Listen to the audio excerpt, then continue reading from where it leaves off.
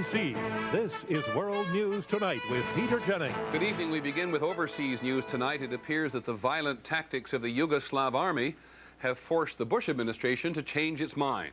For a week now, ever since the Yugoslav republics of Slovenia and Croatia declared their independence from Yugoslavia, the administration has been saying they were wrong, that Yugoslavia's unity must be preserved.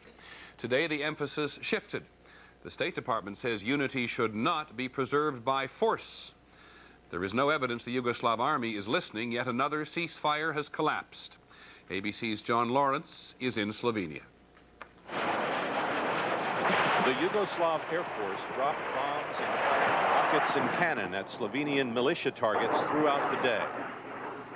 It was part of a major effort by Yugoslav national forces to break out of their barracks and other isolated positions and launch an offensive against Slovenians 1 week after their declaration of independence and 1 day after the latest ceasefire.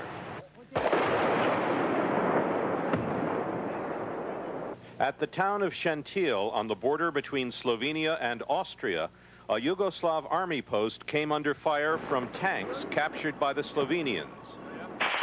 At Vernica, about 12 miles west of the Slovenian capital of Ljubljana, a column of Yugoslav army tanks broke out of their base and advanced toward the capital, firing as they went. A few miles away, special forces of the Slovenian territorial militia prepared to face the tanks. Their commander briefed them with the instructions, if you see a tank, you can shoot it. Most of these men were civilians only a week ago. Now they are committed to the defense of Ljubljana. Do you expect to be in a battle? In the fighting? Yes. I hope. I wait on it. Who's winning? We. Always. Because this is our country, you know. In less than an hour, the same troops were moving into position along the line of the main Yugoslav armored advance. An officer said, I hope my son will be free, and we will be free. To the south, near the Slovenian border with Croatia, one of the Yugoslav army units, which was surrounded, tried to move out of its position today and took heavy fire. Several soldiers were wounded. More than 1,000 Yugoslav troops have been cut off since last week, some without food and water. In the Croatian capital of Zagreb, where independence was also proclaimed last week, a crowd of civilians tried to block a Yugoslav army tank unit from going north to Slovenia. At least 3 people were killed when troops opened fire on the crowd. As political leaders from both sides appeal for another ceasefire, it appears from today's actions that the Yugoslav army is determined to finish the issue of Slovenian independence by force. John Lawrence, ABC News, Ljubljana. By contrast, in the Soviet Union today, the beginning of another political party to challenge the Communist Party peacefully. Pro-democracy leaders outlined the goals of a new political organization they hope to form by September in an effort to break the communist monopoly on power. It is going to be an uphill battle. ABC's David Ensor is in Moscow.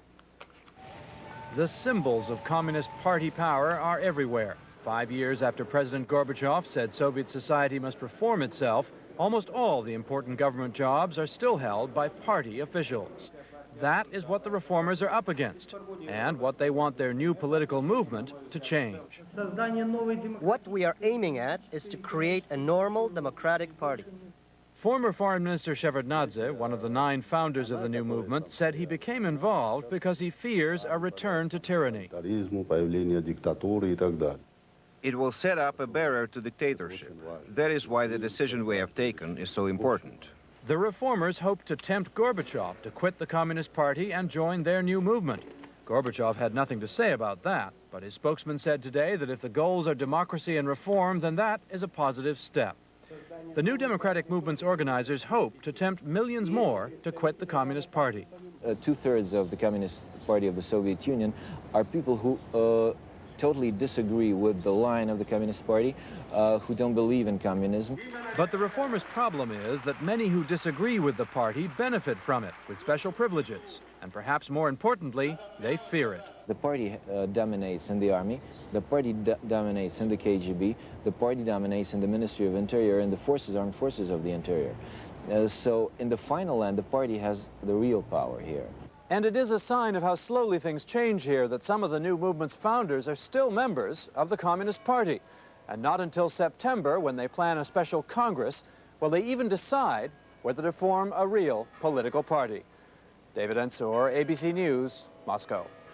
Still overseas in Iraq today, nuclear inspectors from the United Nations have been allowed to take a close-up look at what they call nuclear-related equipment. They would not say if it is the same equipment Iraqi soldiers prevented them from seeing last week. President Bush has demanded that Saddam Hussein let the inspectors see everything, and he has refused to rule out the use of force against Iraq if they do not. By the way, later this evening on Nightline, an ABC News Financial Times investigation of Iraq's weapons program.